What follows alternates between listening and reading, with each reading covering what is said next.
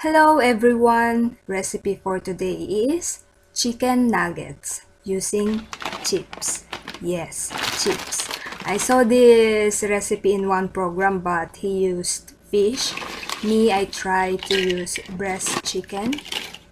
So first, crush some corn flavored chip snacks using mixer. By the way, if you want barbecue flavor, it's okay too. And then prepare also the Korean frying mix powder and egg. Wash and wipe with paper towel the chicken breast. Then cut it in bite size.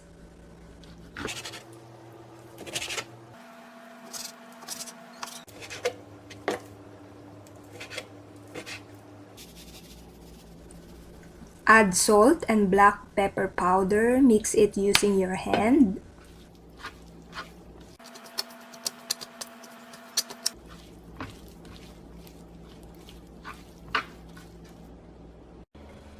Dip the cut bite-sized chicken breast in frying mix powder, then egg, and crushed chips.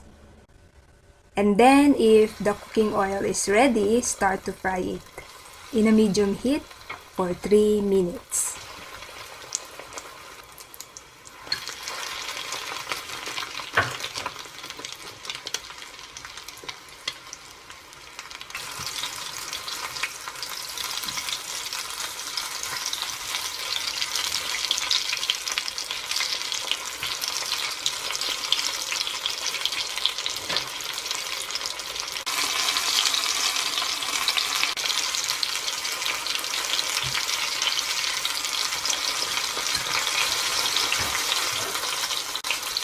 Strain it after 3 minutes.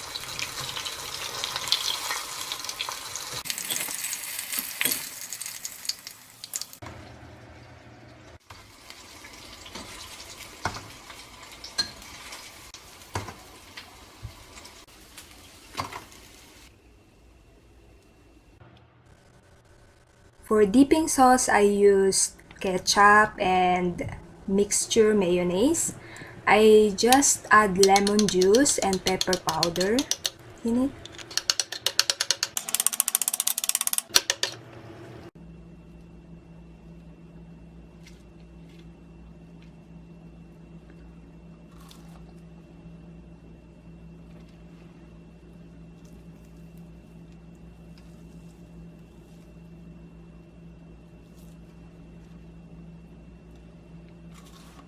And also I tried the chili sauce.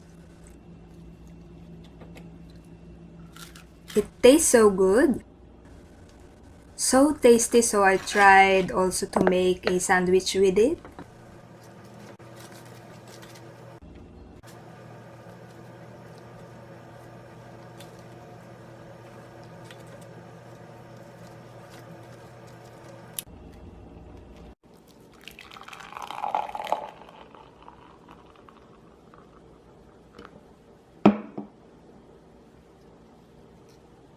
That's all for now.